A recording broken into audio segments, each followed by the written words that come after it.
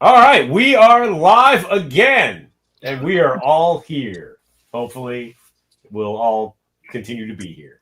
So, anyway, live with K-9 Posse. Welcome back. It's C-Doc again. Um, yes, we were talking about you guys' humble hip hop beginnings. Yeah, let's retread over that story. You guys met in New Jersey at school, right? Yeah, Fairleigh Dickinson University. I graduated from Roosevelt Junior Senior High School a little early, um, and I was able to get into Fairleigh Dickinson over there on the Edward Williams campus, and that's where I met. I actually met my wife over there, and I Wow. met Dubip the same time, around the same time. Sure. And um, you asked about music, and I said that dude was already um, he was dabbling in music already. And then Charlie, my brother Charlie, came to me and was like, "Yo, man, you should get on this. This is gonna be something huge. You can't imagine. I know what it's gonna be." He was talking to Eddie, my brother Eddie, and was like, "Yo, man, this thing right here is gonna be bigger than you can imagine." And, Eddie was like, "I don't know," he was just on a different program, you know. And Right. and Charlie said, "Well, listen, man, let's pool some resources and see who we know and see if we could just get in and do something." And Yeah. we uh, we had some friends. We had Trent Gums, who was an independent producer in California, and his brother Desmond Gums. I think he was an agent at the time, and we Right. just started talking, and then things came together, and we went for a record deal. And we landed one with Clive Davis. Yeah. And Arista. Yep. Yeah. And no, were you guys? You guys were or was it Chuck? Chuck swore that Seriously Fine was the first ones to get signed to Arista. Uh, but Nope. yeah, I didn't think so. Nah, that was us. That would be a negative. Okay, okay, It yeah, was us. okay, yeah, because seriously, seriously, fine was signed under was that I think Jam Master Jay's group. I think. yeah, What's that? I know Jay produced that record, and I think Yeah. he helped get them the deal, but they were also on Arista. Yep, they So were. Yeah. yeah, Yep. Us, them, three times dope. yeah, And what's the other ones that used to the two guys? I forgot their names.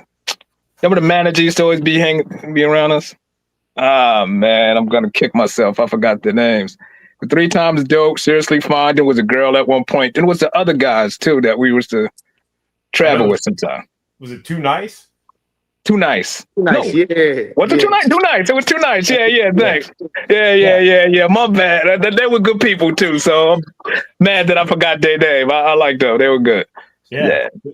um, yeah, because they had the joint Two Can Play the Game. You could Right. rules making love to your old lady. Yeah, exactly. Yeah, Mhm. Exactly. Yep. yeah, Yeah, they yeah. were dope. Um, so do you were already doing music? How did you get into it? What was your start? Yeah, I'm from Jersey City, so when hip hop came into fruition, I was like, on all the elements.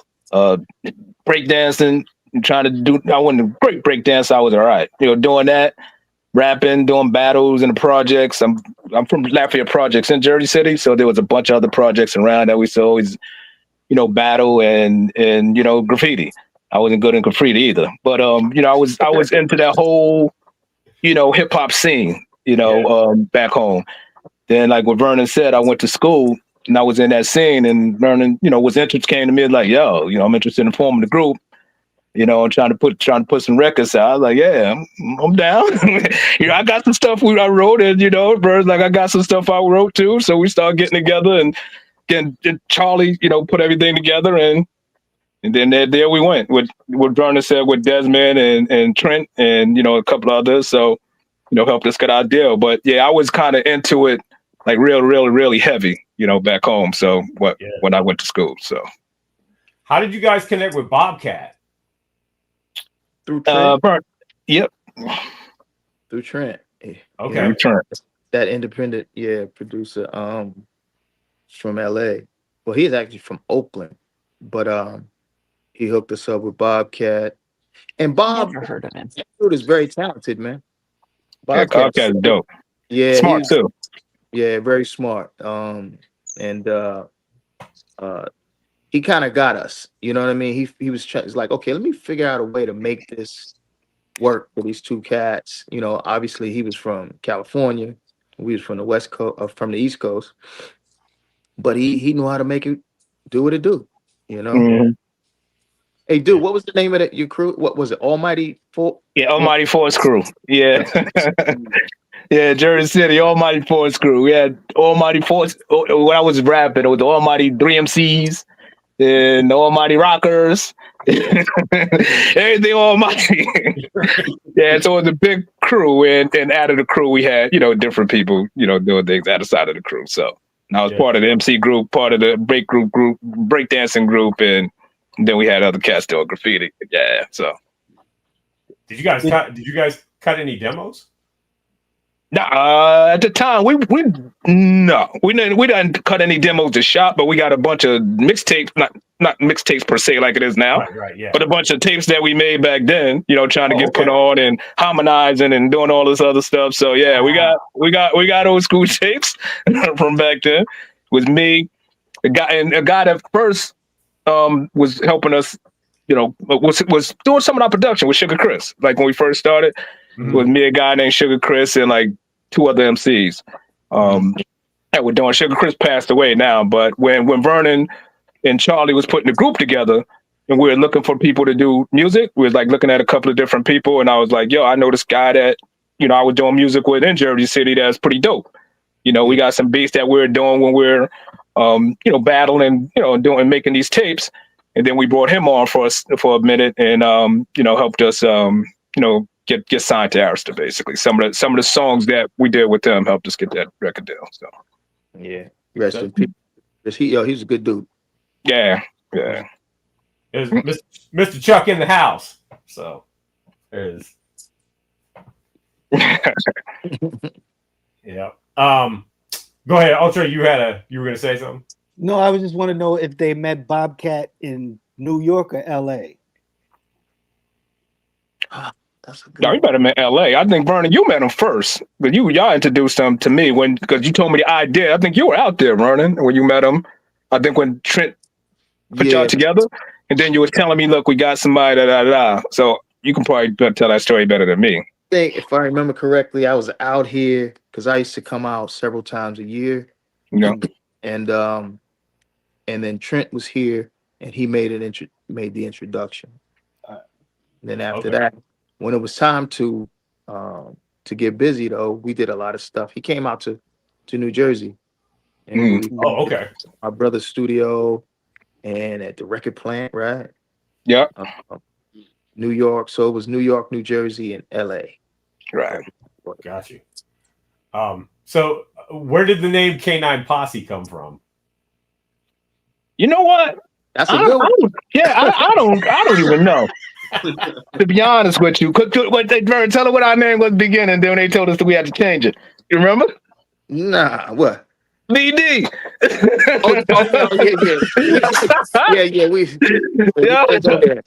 was BD. The record label was like, nah, I don't think you can't make records with that. We had demos and everything saying BD. Got that, bro. You remember? Yeah, I remember now. But the dog thing came from. I always been a dog man, right? Sure. Yep. I used to breed game bred pit bulls, and I always been a dog man. So after that, the VD name got kicked. It was like, what's the passion? Anything cool? You like y'all like dog, and then pit bulls was the dog of the hood. You know what I mean? It still is. But so it was that we kind of looked at that and we came up with the name. We just like K-9 Posse. Catchphrase of the day back then. You know. And with K-9, we just felt like back in the day, you should be like, yo, he dog so-and-so. Right. So and we kind of morphed from there. And Vernon, you came up with because I know you came but because I remember when you was coming up with the K-9, then we were trying to think of like what else to put behind it. And it was like the K-9 unit or K-9 is. I don't know who said Posse, but if probably Vernon, I think you came up with the name, man. Because I know you was coming with the K-9, and then we're trying to just think of something to add to K-9. He was like, Posse. Oh, that sounds good. Let's go. Yeah, let's rock with that.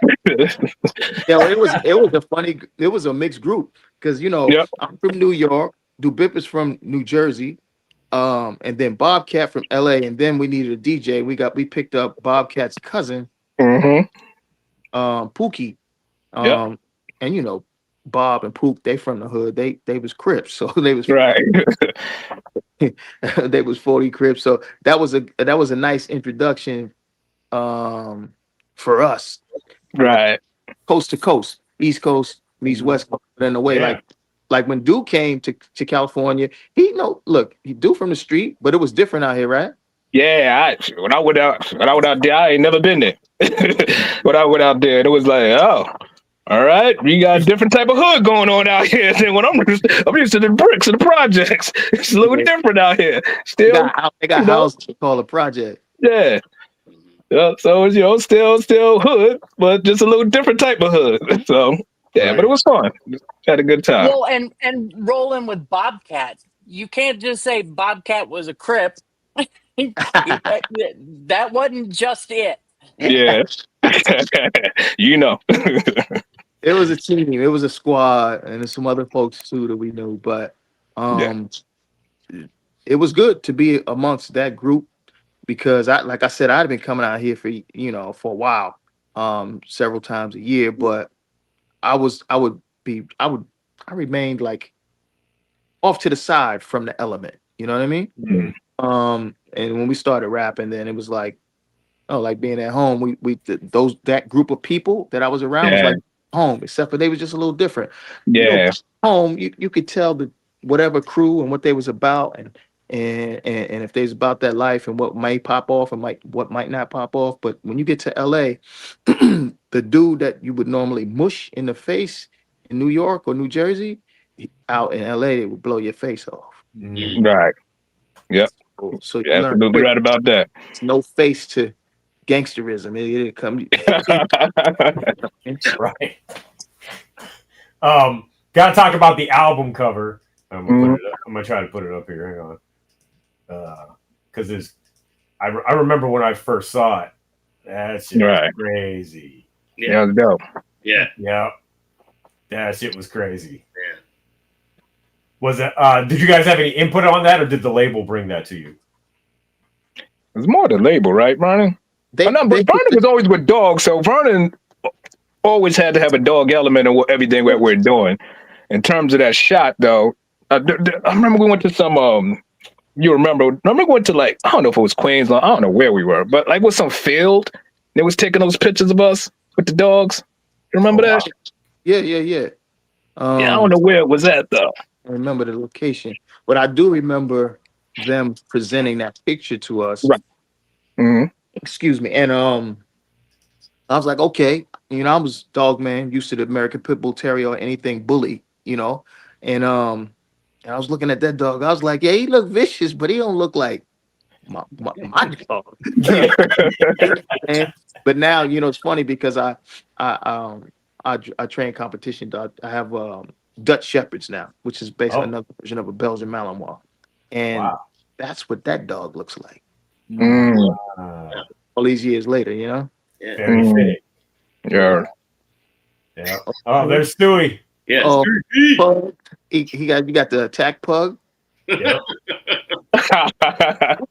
Yep. Yes, indeed. He only attacks her. Yeah, that's true. That's very true. So yeah, Vernon. So you were saying Charlie was the big supporter, and he was the executive producer of the album, right? Yeah. He was quarterbacking. Yeah, he wanted to, like, kind of put it together, like put the group together. Yeah. Pretty much. Mm-hmm. What was do you guys remember what the first songs you recorded were?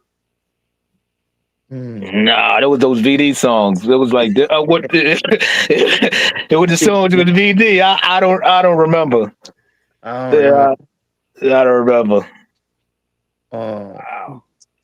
I can't remember one. I know. One of the lyrics is like, our name is VD or something like that.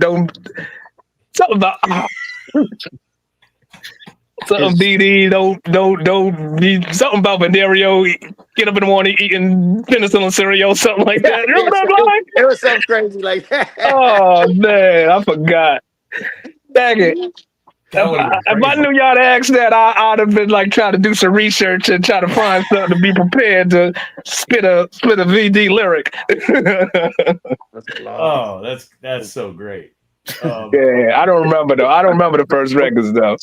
There was a learning curve because Dubip knew how to rap already, and I never tried, you know. Wow. So Yeah, okay. and then when I jumped in, I was just like, man, let me just have fun with this. Yeah. Write some stuff, tell some stories, you know. And you know, I had Chuck D to look up to, Right. and Yeah, I did. and everybody, you know, the Rakims of the world, everybody was from Long Island. I was EPMD, I was on it, you know. Yeah.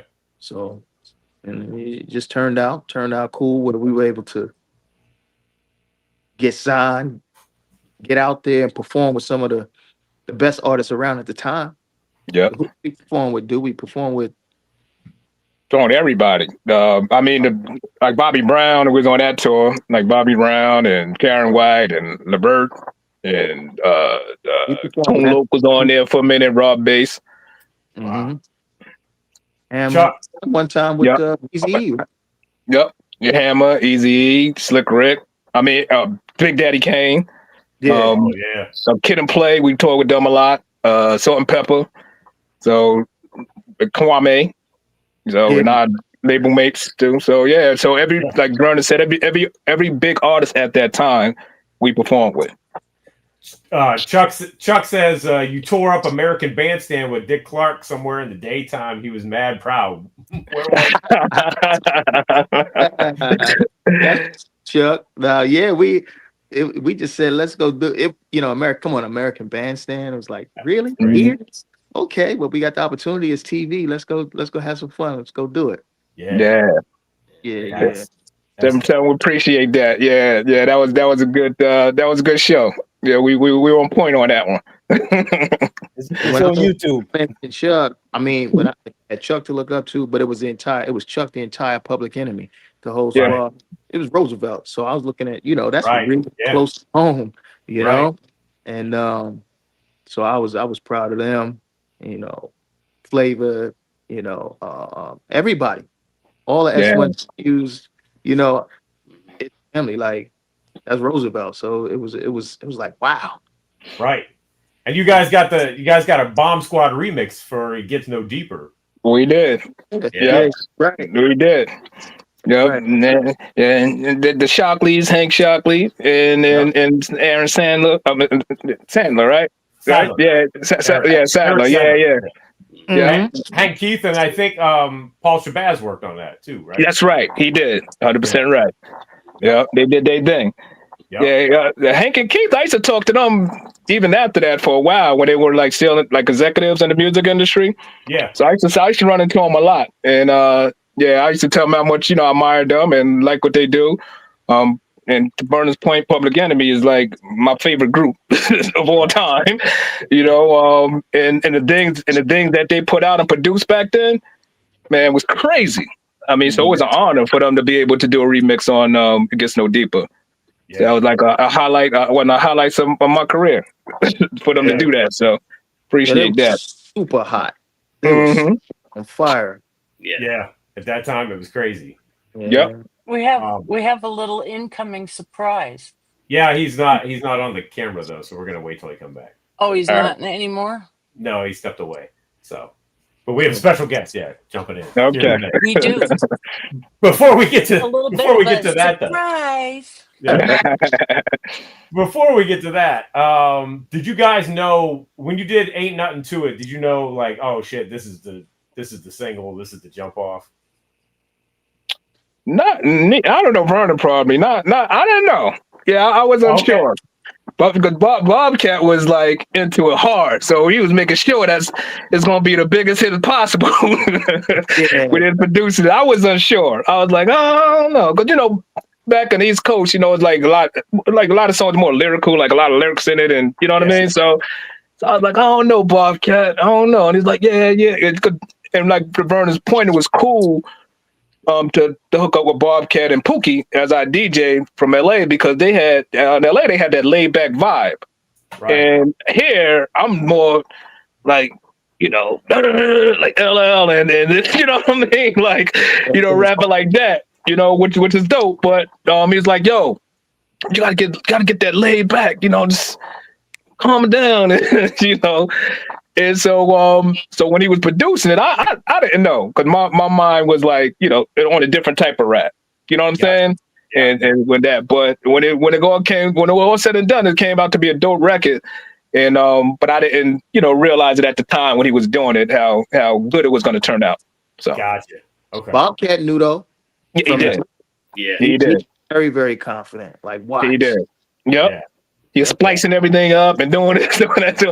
Yeah, he knew. You 100% right, brother. He knew. He knew it was going to be a hit record. So, Yo, man, I remember seeing the video, and the next time I was out at the store, I was like, I gotta get that 12-inch because that's yeah. We had the bike hats on. yeah. It looked like we had suits. Yeah, that's it. We- That's we it. used to Mike, dance to it's that. all VD in full effect. We used to dance to that. Yeah. When that song would come on, it was a rap. Yep. We were jamming. So that was Yep. Cool. Yeah. It was a laid back song, but it had energy like that. Right. Right. It felt Right. like it felt like a dance song. Like it was pretty much. Yeah. Yeah. Especially when it was in the club saying the girl he's looking fly. The women used to lose their mind when they started playing that. Girl, he's looking fly. Yeah. So. So when you guys got to your second album, we got one of the co-producers here that worked on that record. Ladies and gentlemen, please welcome back to the show our man Daddy-O. Daddy-O! Yo, my brother. Yo, what's up there, sir? Good. Oh shit, we can't hear him, can we? Oh, y'all can't hear me? Hold on. Oh, there we got you are, you. there you are, We got there you. you We are. got you. Okay. Hey, take your glasses off. We can hear you better. Now he took his glasses. Like, what up, Daddy-O? What's up, dog? I can't see. I'm what they call it, nearsighted. Mm-hmm. A lot of times I wear the progressives, but today because of the outfit, I had to put these glasses on. All right, looking good, sir. Well, you know, I'm in New York. I'll be in New York till November, so it wasn't really sunny. You know what I mean? Like That's what's up. So what's up, Dad? How are you, sir? I'm chilling, man. It was funny when Jen had hit me up, man. I was thinking about K-9 Posse, but I was also thinking about Vernon because, you know, I almost made like a lot of money, but then somebody messed it up. But Vernon had me on the path. I had a TV show. It was rocking. Then the person messed it up. But yo, everything about TV from Vernon. I learned everything. Like he was like, yo, Daddy-O, this is not the one to write your mother about. TV, it's a grind. So this is just your first project to get you in the door and get your feet wet. And we was close, and then the person messed it up. But I learned a lot about TV. I wonder who that person was. No. It also let me know I didn't want to be in TV. Oh. Yeah. I rather rap, man. Yeah. Yep. Daddy, how's Bobby? Bobby chilling. I told him to come on, but he was saying he might not, because I think Prince Paul is playing tonight. Oh, okay. Paul's here in New York playing tonight. So Bobby was like, I'll try to jump on, but I'm probably gonna go see Paul. And Paul's in Brooklyn. All right. How long we said what's up? Yeah, tell him we said what's up. That's my guy. Yeah, Bobby chilling, man. Bobby doing this thing. I remember that Yeah. time. Remember that time. I don't know if it was you or DeBip, right? We was in the studio with y'all, and they told Keto, they said, "Yo, you must got a Flintstone car."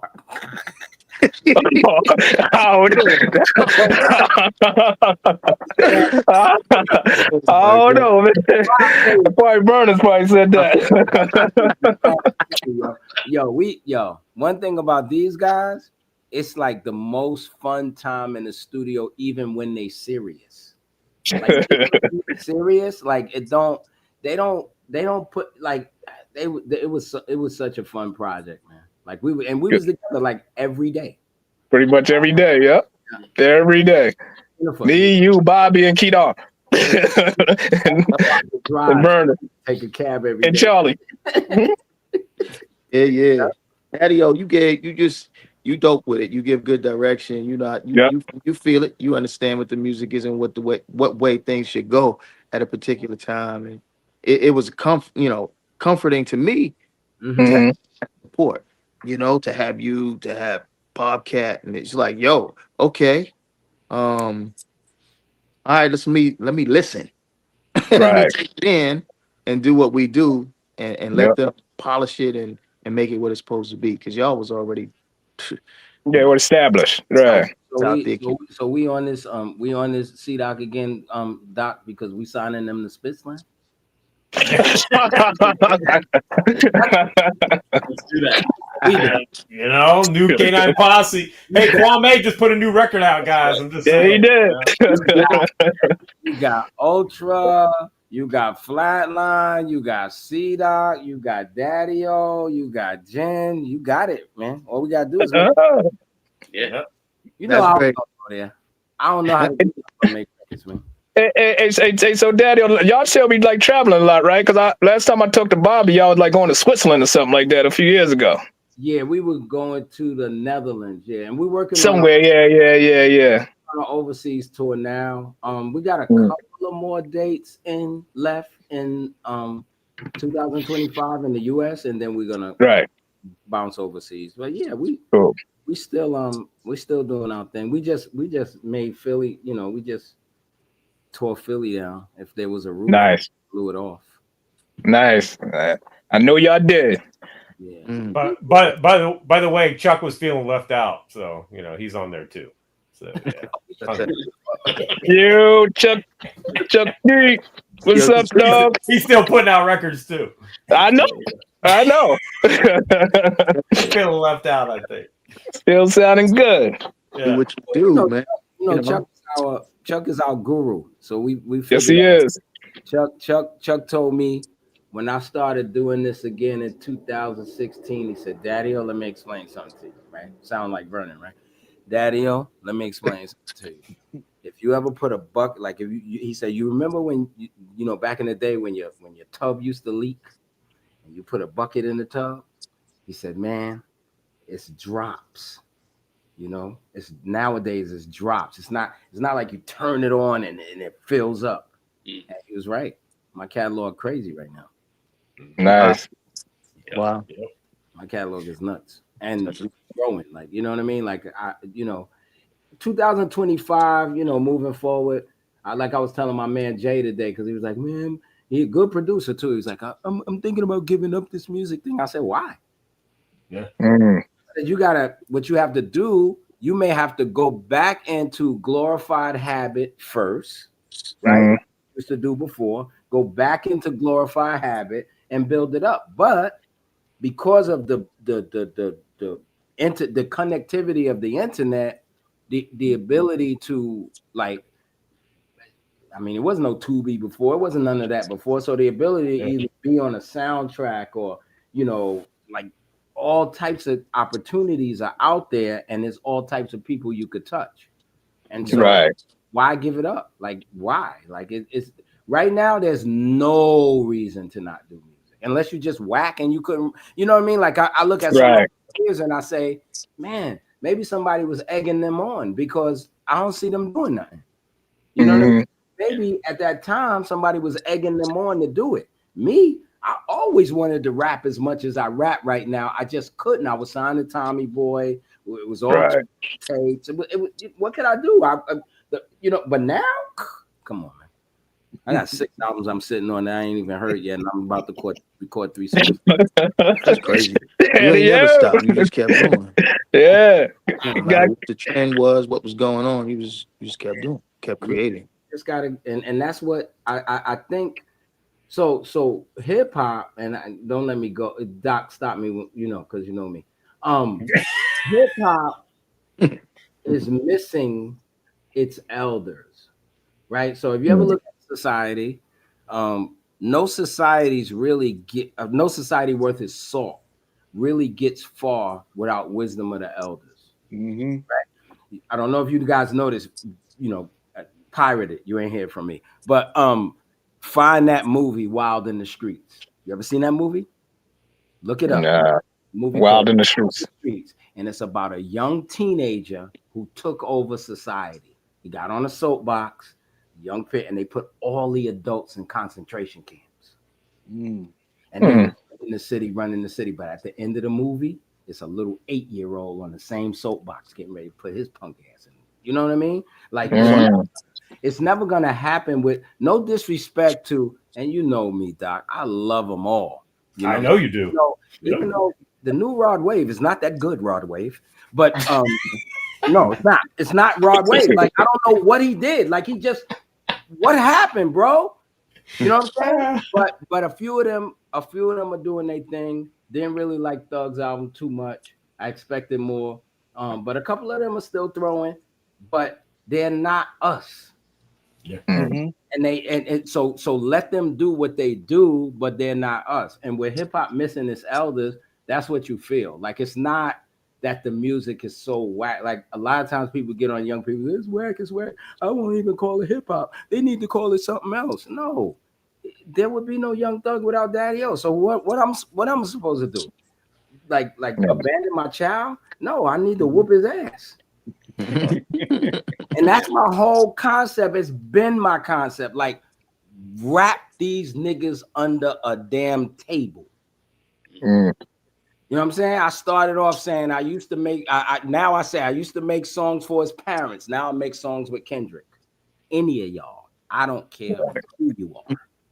Because there's no tens. No disrespect, but there's no tens because y'all ain't got no Rakims and Canes. So I can't the same thing I do with these friggin' I love them, but the same thing I do with Marvel and DC movies. How can I love Goodfellas, Godfather, On the Waterfront, call those movies and call Spider-Man a movie? I can't do it.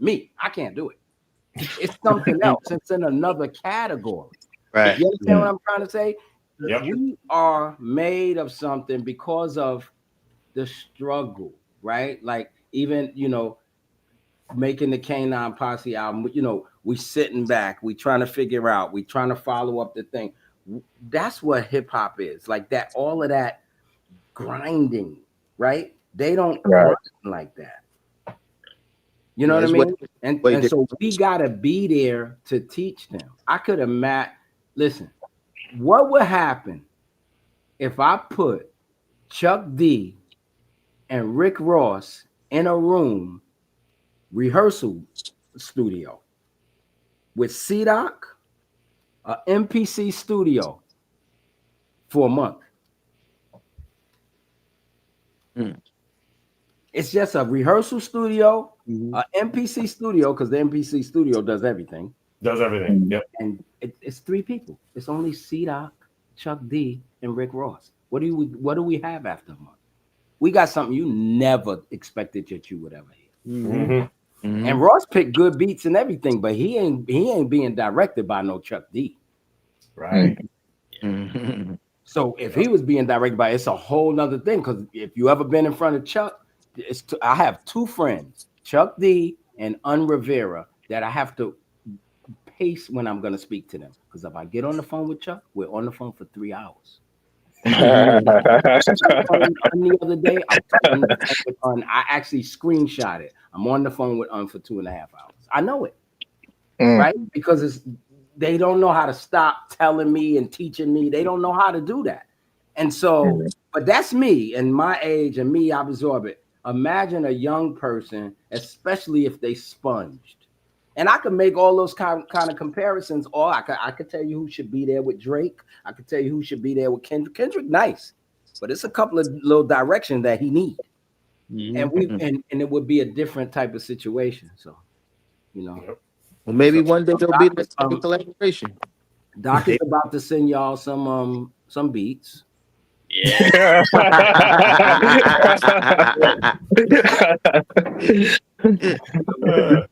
We're So wait. gonna get you back in the studio, Yeah. Right? Daddy Yo. Okay, wait. How did you guys come to work on the second record together? I gotta ask that. We yeah. I think that was I don't know. Somebody must have contacted Kidar. Sure. No, we went to I think someone contacted Kidar, and I just remember coming to Brooklyn. Remember we came to Brooklyn? I do. yeah, but the reason And, we hooked up with Daddy Y'all Yo had the because spot, you had the studio. Yeah. I remember meeting there, and we hit it off. He was like, "Okay, they cool. This is good people. We can work with them." And it was just on and popping. I'm trying to remember who introduced. I know, but that's where we miss Bobby, because Bobby and Wise, boy, them boys. no. They remember everything, huh? They remember everything. But part of it was when we went to I think my mind goes back to just somebody connecting with Kidar. Yeah, that's probably the way it happened. no. Yeah. Could y'all hear me? Yeah, I hear me remember okay? Kidar being. He said Yeah. recently he told me, he was like, "Yo, man, Oh no, burn again. that was really crazy. But the first time I seen, he was talking about money, and I was like, what are you talking about, man? We was recording the record. He's like, yeah, but I ain't never been in no elevator in nobody's house before. We went down the elevator, went into the. I said, you was tripping over that? He was like, Burn, you don't understand. I ain't never seen that before. He said, as soon as I saw that, I said, I want it. He said he wanted it. He ended up moving to Saddle River because of Eddie. Oh, word. Yeah. I mean, he don't live there no more, but that's the reason Kedar bought a house in Saddle River, was because of that You project. Daddy. Yeah. Wow, that's crazy. But hey Vern, the way we met Daddy Well, Yo. things go full circle. Oh, he can't. Yeah, I don't think he can. When I did the I Yeah, guess he can't hear you. I can Yeah, he hear can't. you, dude. Yeah, I know y'all can hear me, but he can't. can we Bernie, you talk know a little bit, right?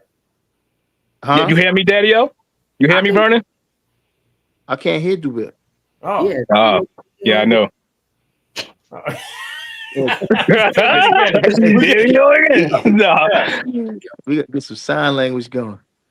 No, but tell if he can't It's hear still- one of y'all, it's tell him what still I'm about to on. say it because I think the way we you got on hooked mute, up with dude? Daddy. Hold on. So so I think the way He talking- he can't hear Can me at he all. hear you? Yeah, he can hear me. Yeah. He said, hold on for a minute, Vernon, because he's talking. Yeah, tell him the story about how I think we got hooked up with Daddy. Yeah. He's Yeah, got the he's story right. about how you guys met up. He's telling the story about how. Yeah. So I think that when we were initially we were trying to get a producer for that second album, right? So initially when we went to because y'all was managed by Rush Management, right? Mhm.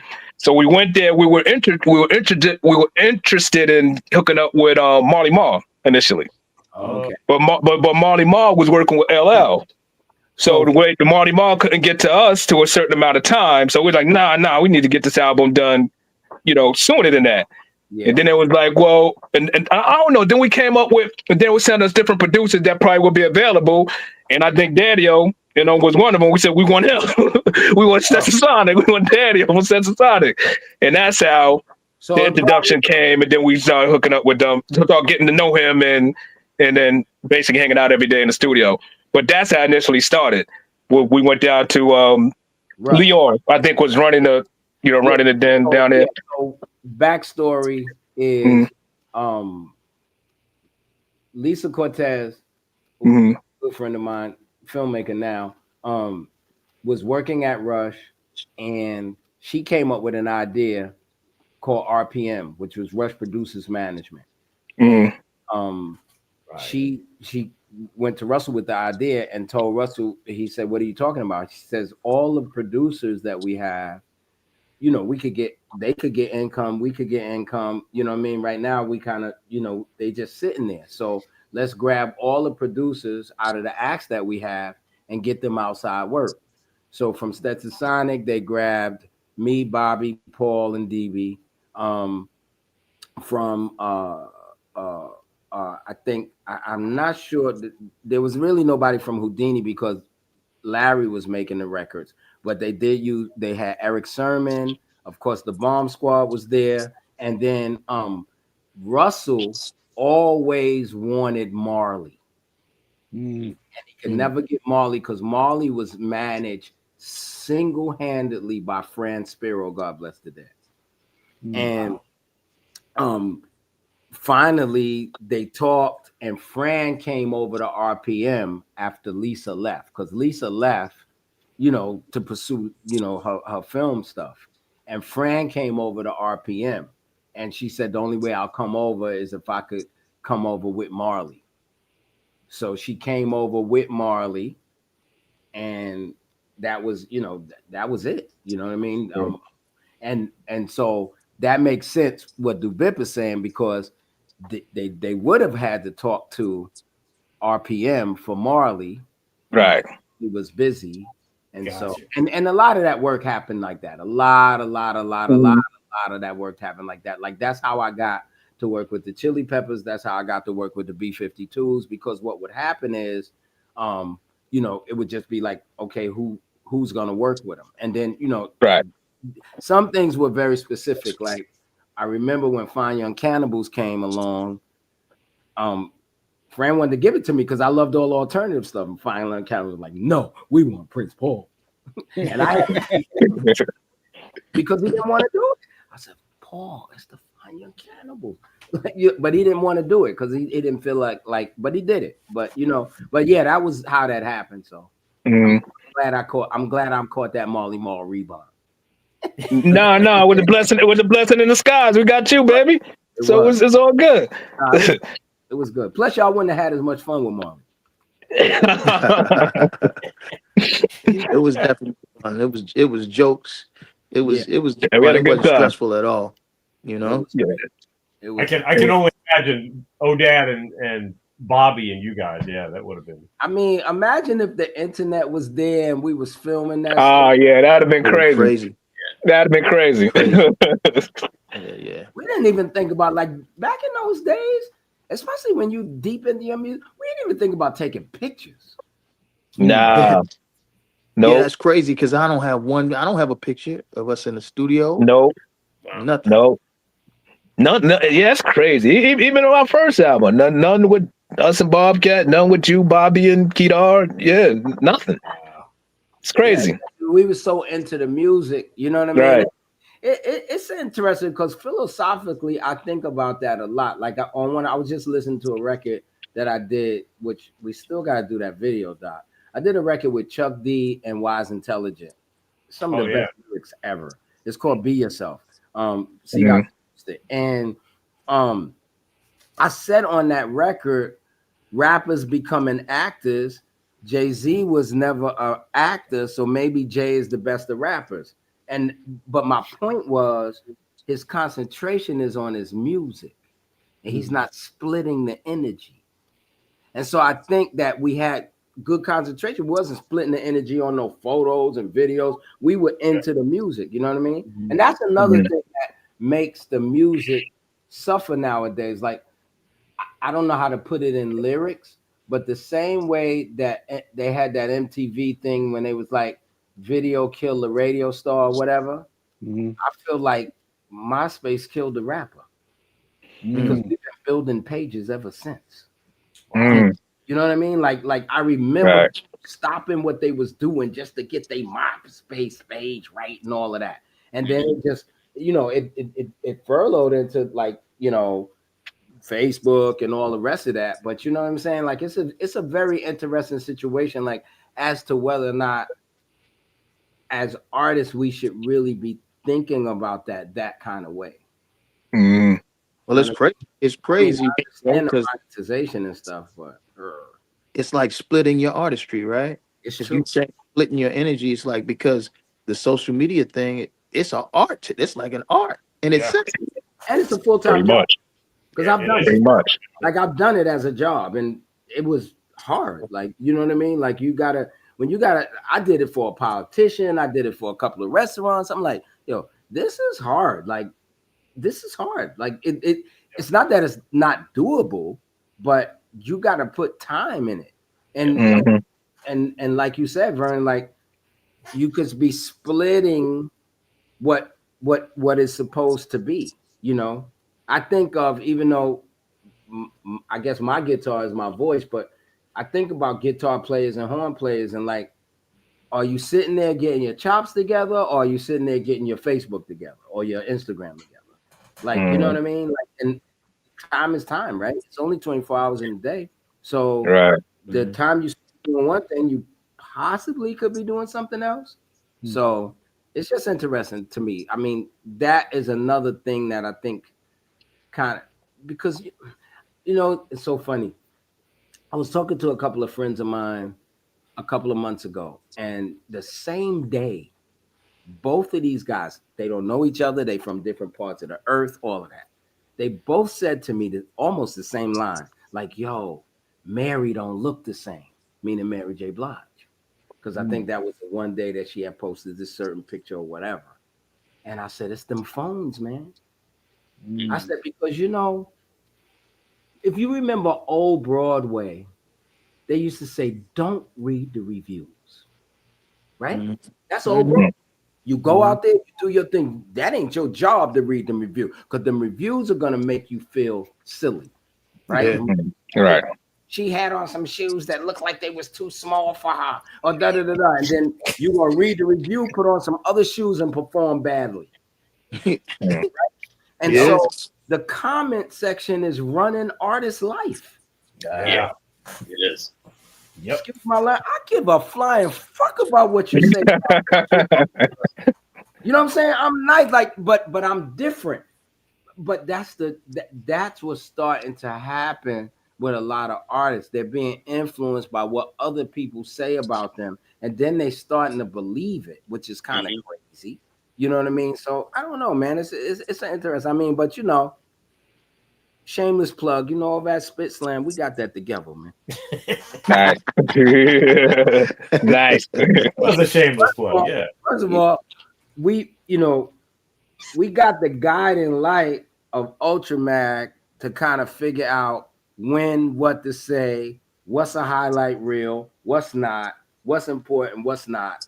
You know what I mean? Like, you know, we got a nice little staff here. K-9 Posse. Y'all doing it. How many years have you had the label? We started end of 2018, I think. Okay. It's a very low key homegrown experience. So, Oh, good. Yeah, but since then, I mean, Chuck has given opportunities to quite a few of us. Yeah. I mean, see, I could tell you a list with myself, Chill Rob G, Donald D. Okay. We've done some Easy Mo B records. Yeah, I mean, you know, he's given us, because Chuck just is, his whole issue when he came to me was like, Daddy-o, I just want to provide an outlet where, you know, classic artists could put music out. Right. You know? So And we have like that. Yeah, we have Flatline runs the Hip Hop Gods, Yeah, the rap station, and he plays new music by classic artists as well as classic music by classic artists. So we make a whole thing of it. Like we started on some opportunity, and then we just got nice. Like we started on like, yo, you know, let's just do it to do it. Then me and Doc, we could make a lot of shit. That sounds dope.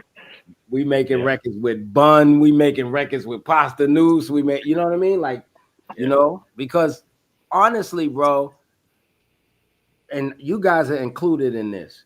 Not many people deny our stature, but Chuck said you shouldn't look yourself in the mirror and then go and ask strangers outside how you look.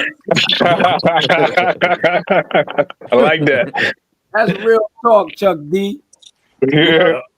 But yeah, like what happened? It's not hard. But what I'm saying is that you would be surprised, bro.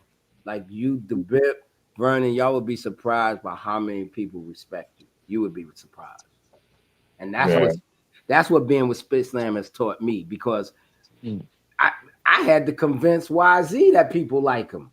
Oh yeah, Likes me, blah, blah, blah, blah. And Paul, he was like, Prince Paul's not going to take my call. I'm like, what's wrong with you? You know, thanks, man. We was da da da da. You know what I mean? Like you would be surprised how many people know K-9 Posse. You'll be, and I'm talking about artists. You know what I mean? Right. So if we try to call in a favor, they'd be like, whatever. I'll give you a verse. You know what I mean? The only Right. thing Doc and I have figured out is to give them time. Right. So we won't say, let's just say we're trying to make an album. We don't really put no deadlines on it, but I'm making hypothetical. We try to make an album in 8 weeks. If we're making an album in 8 weeks, we probably asked for those features 3 months ago. Right. You know what I mean? Some people deliver right away. Yeah.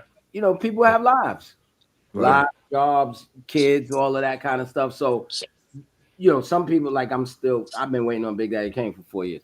You know what I mean? These guys come through though. Yeah. Eventually they do come through. It's crazy. You know what I'm saying? That they busy. And I'm not trying to trip. You know what I mean? But you'll be surprised how many people respect y'all. Y'all would be very, very, you would be like pleasantly surprised at how many people. That's cool. Yeah, that's cool. That's interesting. Yeah. Chuck Appreciate that. says you left legendary footprints for sure. And I mean, Thank you, Chuck. Appreciate that, sir.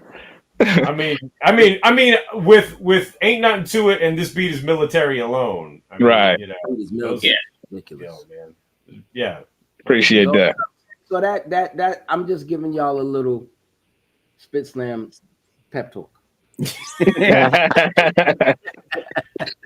know what's crazy is that when it came to the music stuff, like with Aerosmith, people say, "Oh, y'all got, did y'all drop? Yeah, drop." No, we never.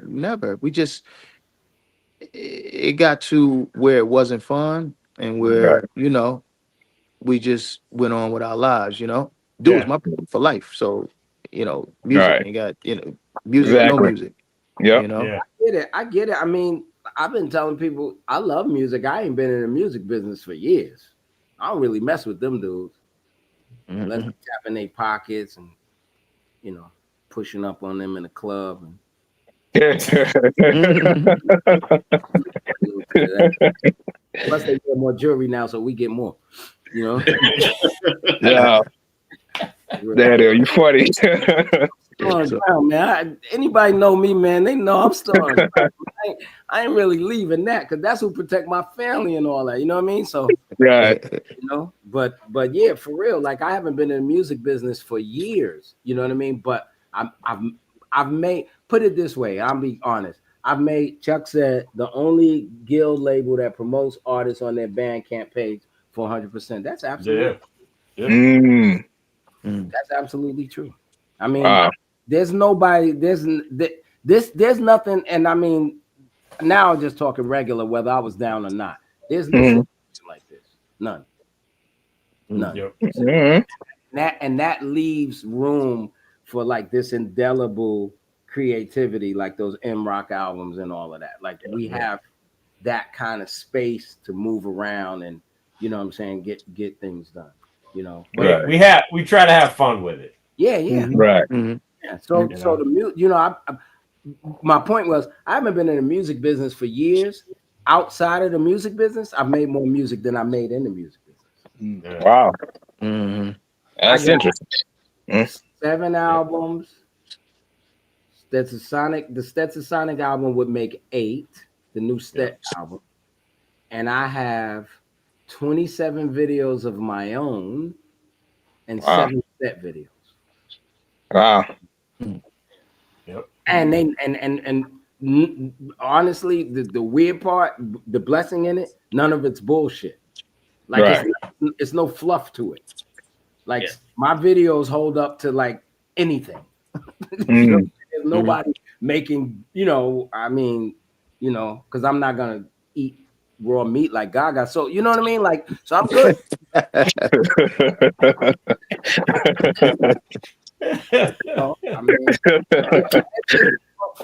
For me, man, I realized that the music doesn't have to stop. Right. The company. That's why I'm in New York. I got a project I just took. I'll be here in New York till November. But me and Doc is behind the scenes, like, yo, you in New York? Let's get some You know what I mean? And we done get some stuff done. Like, because I'm here. I can show you my text. I just talked to Lord Professor just a few minutes ago. I'm here. I'm in your city. I'm right in Midtown. Come see me. And if I turn the camera around, you see my whole studio is right here. Yeah. My keyboard is right here. Hold up. My keyboard right here. My DJ set right here. My mic right here. I mean, I get it in, bro.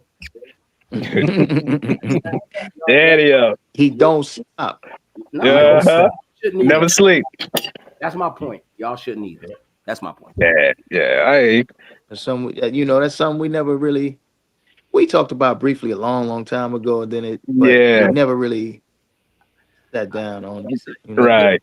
We have a tool that can convince you really easy. What's that? My Hood to You. Oh, Let you hear the From My Hood to You album. You'll make me. You be like, what's it? Well, I'll send you guys the link to that. You check it out. Okay, yeah, I want to hear it. Link. Yeah. And Antoine Alston says K-9 Posse are legends to me at the end of the day. Damn straight. Thank you, sir. Yep. That's Most definitely. Anything you guys want to pimp, promote, talk about? I'm running. You got a lot going on, and some stuff going on in entertainment. You always want to talk about? I don't think he can hear you. So. Oh, he can't hear me. All right. I forgot.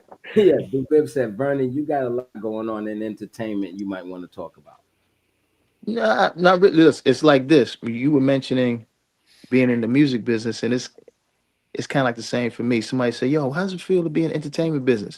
Man, I done seen the up, the top, the bottom, the middle, the left, the right. I've seen this thing 360, and entertainment is something. It ain't nothing nice. You know what I mean? I tell people I'm not in the entertainment business. God makes it so that I could visit and go get paper I like that. every I now like and then. that. Yeah, I go back and live my life. Yeah. And that I'm happy with that type of Like that. doing it on my terms. Right. As far as promoting anything right now, my brother's got Eddie's got a documentary. Now I've been talking about a documentary for my brother for many years. And even when I did the One Night Only series for Spike TV back in the day, which was the highest rated television show for that network, we did his tribute, Eddie Murphy One Night Only tribute. We did that, and man, when I was producing that show, you get told that your show is too black in a slick way, or because I'm like, yo, this is about friends and family and the people that was there and have all the experiences and everything, and then you have to you got the network steering and everything. And I was like, yo, let's make this fun. Let's make it educational. Let's tell people who he really is. He's not just a comedian. Yeah. He's not just that. So this new documentary is called Being Eddie.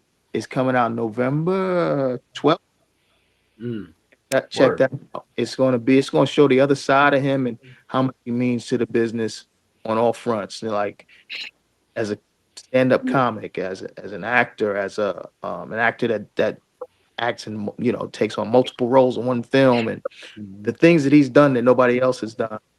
Yeah, he's real humble about it and quiet. Like people talk about racism and things like that, and they talk about the Oscars, right?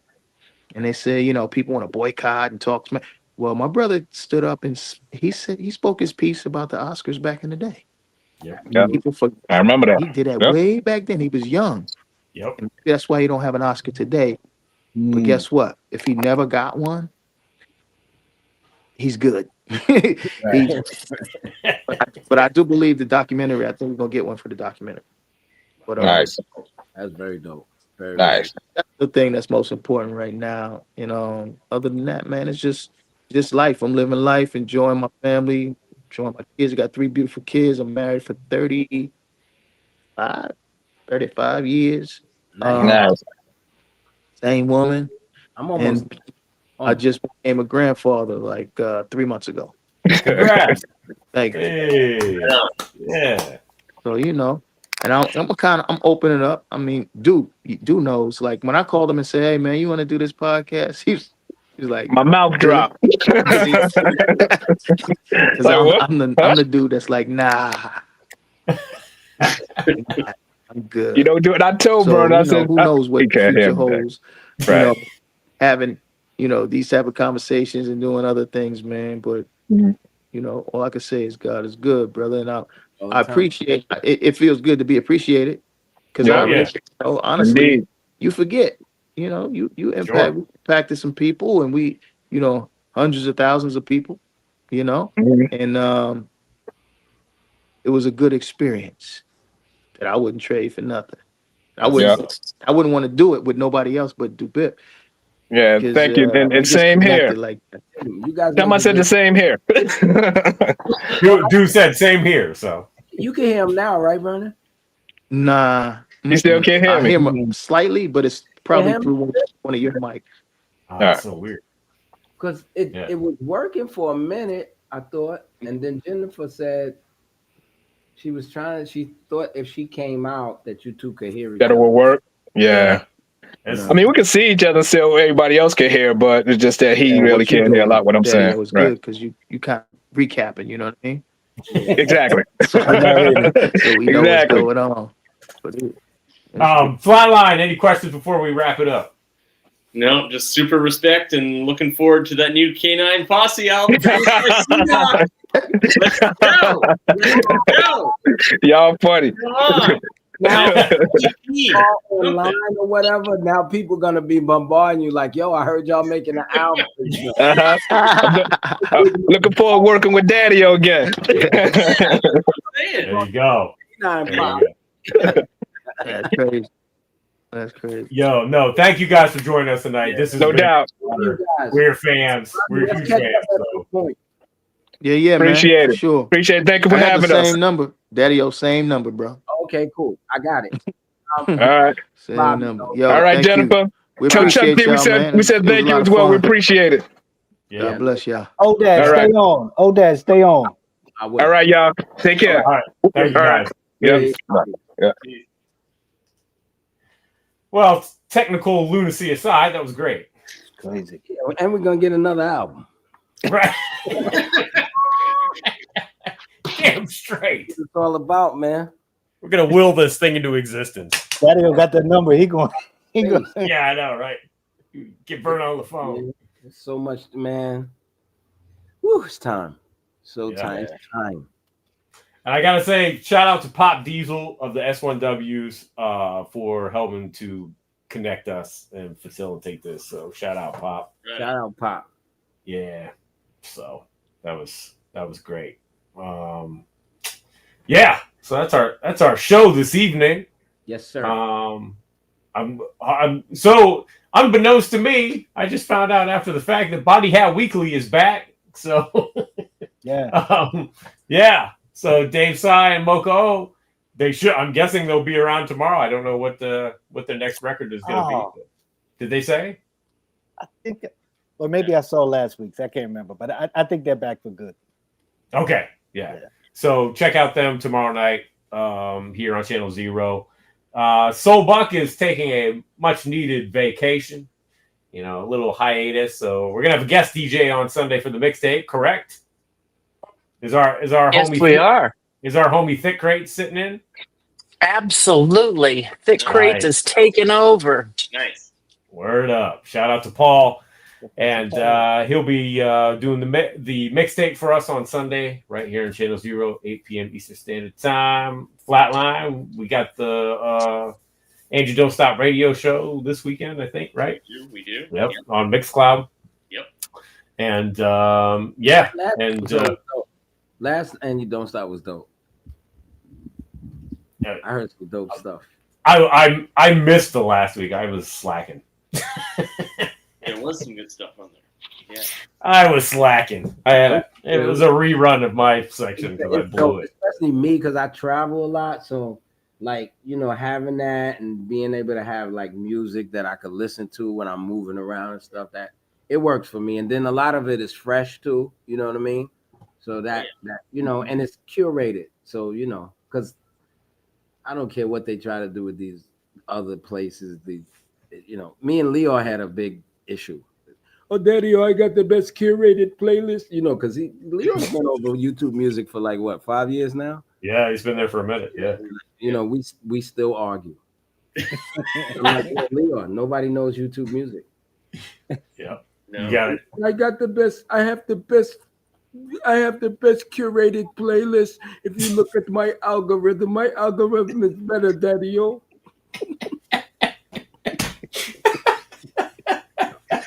We all be going at it, bro. I never forget.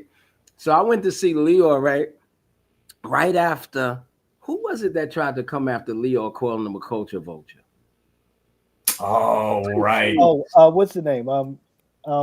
Dame Dash. It was Damon. See Yeah, now, Damon, and then yeah. after that, his teeth fell out. But anyway,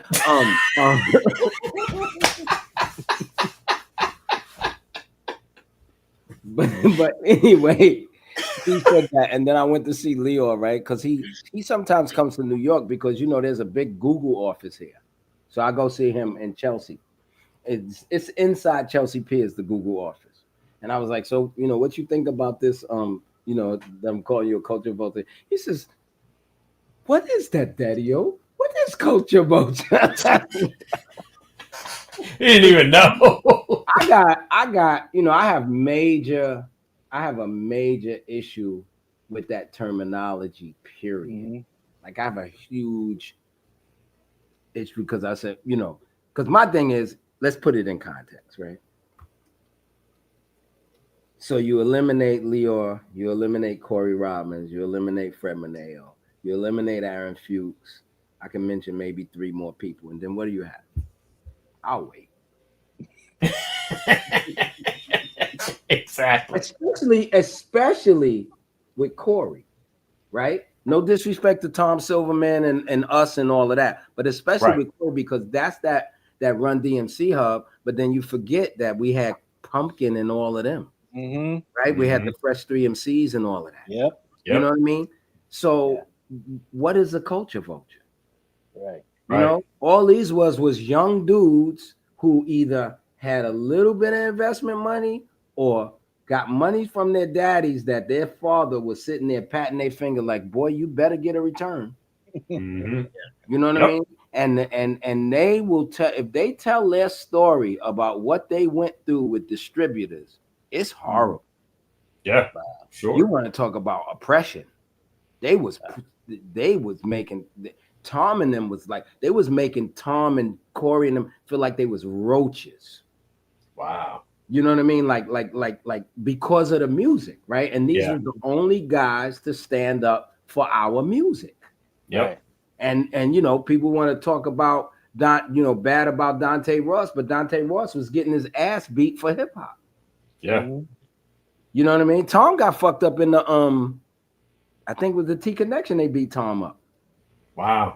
You know what I mean? Like, and they all go in the back for the music. Right. And it wasn't they I'm making this clear. They weren't going to bat for the investment in the beginning. They were going to bat for the music because they were like, this works. You know, remember Tom sitting there with this magazine doing this disco thing, right? This dance thing. And then he hears what we're doing and he's like, this is kind of dope. Right. You know what I'm saying? This is kind of dope. And then honestly, and I'll leave it here after I say this, he just wanted to create a label that had a smidgen more honesty than Sugar Hill because he saw the back. He told me Sugar Hill is why he Tom Silverman told me it's because of Sugar Hill Records that he created a label because he seen Sylvia do some stuff. He's like, I'm not gonna be like that, but at least the stuff he told me about what they was doing over there, because Tom told me out his mouth. He said, Daddy, all record companies had 3 books. The one we showed the IRS, the one we showed y'all, and the real books. Yep. And a lot of people think, oh, the real books mean they were jerking us. No, the real books meant that they was keeping all the, like shielding us from the bullshit. Yeah. Because if you saw the real books, then it would be, then it would be a situation. honestly, if some of us would have saw the real books, we would have quit Oh, I'm sure. because it would have looked like we were doomed from the beginning. Mm-hmm. You know what I mean? Yep. And they wanted to keep a little bit of hope because shit, one of these records might turn out a hit. Yeah. Yep. But you know, culture vultures don't exist. I'm sorry. Yeah. I'm sorry. Word up. You know, just like I don't like, you know, I don't believe in the new racism either. I believe in Rosa Parks racism. Mm-hmm. I believe in Dr. King racism. This new shit is not racism. Y'all are fucking bugging. Well, and on that note, we you can join us. Yeah, but I miss you guys, man. Let's catch up soon.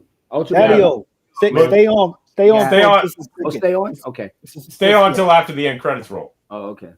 Yeah, we'll come back and talk for a minute. But next week we'll be back here 9 p.m. Eastern Standard Time with Mike Miller, legendary photographer Mike Miller, who will I've had the great honor to work with, and I think who has a new book out of his work. Yeah, so we'll be talking to Mike next week. Looking forward to it. Thank you, everybody watching live, everybody watching the replay. Please like and subscribe. Check out all the great stuff we got here at Channel Zero. We will see you next time on another episode of It's C-Doc again. Oh, shit. I got to set the outro video. Damn it. Wait, where is it? All right. It's been that kind of a night. All right, y'all. Peace.